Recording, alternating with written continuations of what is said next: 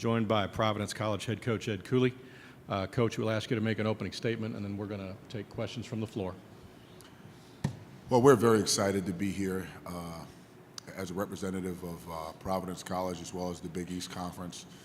Our players have had a tough year with injuries and a condensed lineup, but I think we've played our best basketball coming down the stretch.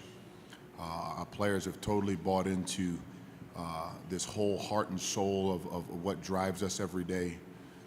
I think players have bought into a role and have this mentality of just playing to win, playing to have fun, and playing with a purpose.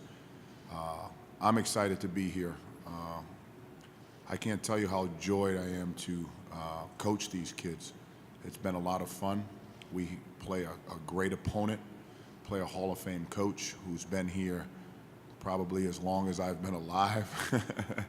And I'm just very appreciative of the opportunity to be in this NCAA tournament and represent Providence College. Okay, before we take questions again, please remember no flash or video photography in here. Raise your hand, wait for the microphone, and give us your name and affiliation before you ask a question. So, questions from the floor.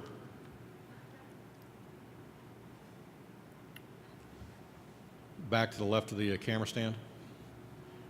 Brendan McGarrett, Pawtucket Times. Ed, what has made this team a fun to coach for you this year? Well, to see how far we've come. I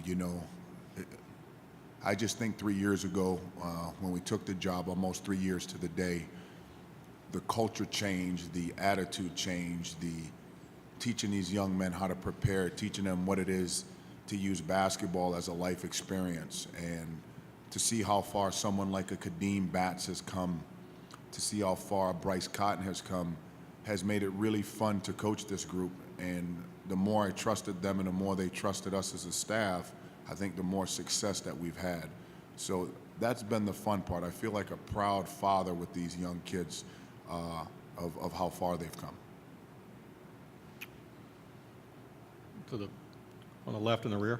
Yeah, Ed, Kevin McNamara from Providence. When Roy Williams was in here, he was talking about Lavelle from North Carolina Central.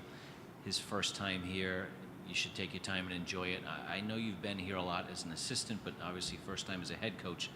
Does that ring true for you, or is it tough to enjoy it? I think it's a great question because I've dreamed about this opportunity to be sitting on this stage as a head basketball coach, that we had a chance to lead to this. I remember as an assistant coach sitting right in them same seats listening to the gentleman that I worked for, and I said, wow, I hope one day I have a chance to be on that stage, and right now I'm living that. So as I sit here today, I'm enjoying this. I'm enjoying this more than you know. Now, I'm very nervous.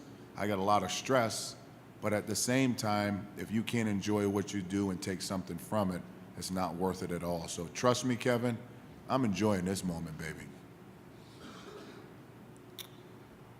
Far right, fourth row. Coach, only one problem. John Rook, WEEI. The carpet's not blue like you thought it might be. Yeah, well, that was our motto, and in my mind, I still see it as blue. The blue center, the NCAA logo, is blue. The letters on the baseline are blue. We're playing against the color blue. So there's a lot of blue for us to continue to talk about. Powder blue, baby blue, sky blue, blue. Do you feel, Coach, may I follow up?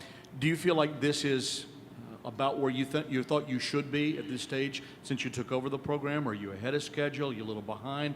How do you feel of that, or do you even measure it in that sense? I don't think you could ever measure success. It's about the process.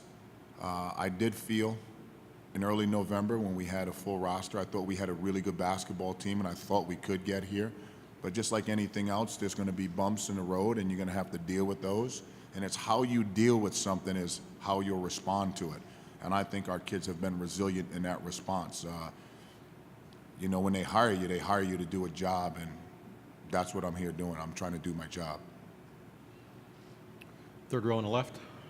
Tom Orsborn, San Antonio Express News. Just talk about what it takes preparation-wise for Bryce to be on the court so much and the mental toughness that it takes to pull that off.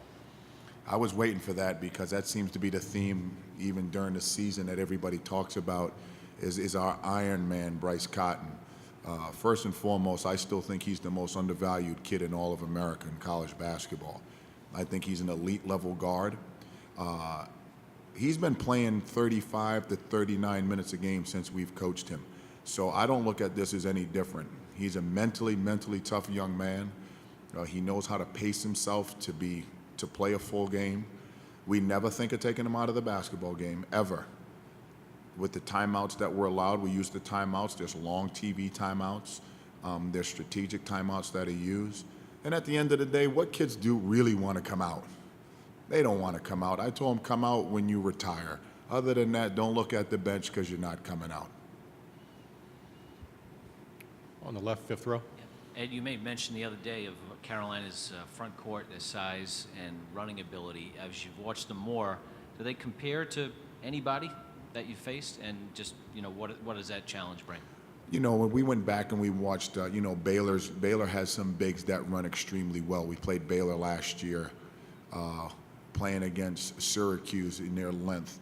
A lot of people who haven't seen Carolina in person or have evaluated them, they're really, really long at the rim. They're extremely athletic and talented. They're well coached, and we got our hands full dealing with that length and speed and overall athleticism. So we're going to have to be on our A game if we're going to be fortunate enough to advance.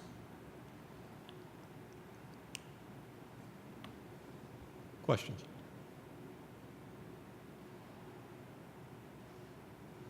Anything else for Coach? Well, I appreciate it. Thanks a lot for having us. Thank you, Coach.